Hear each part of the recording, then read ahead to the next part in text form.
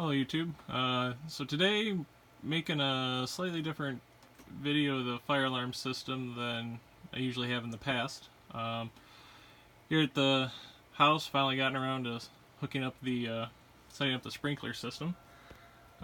So starting back down here in the basement, so this is where the well comes in, and then I've teed off.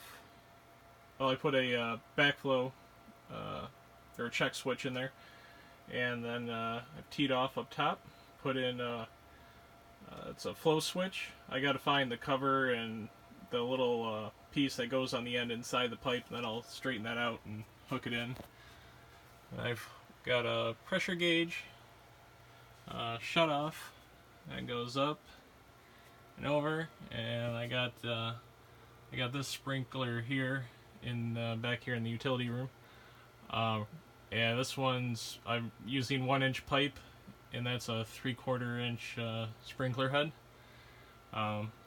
That's about as far as I've gotten there.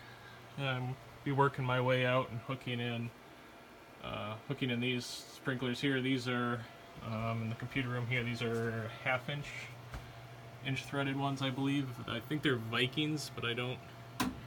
There, if you pause the video, you might be able to make out what kind of sprinkler they are.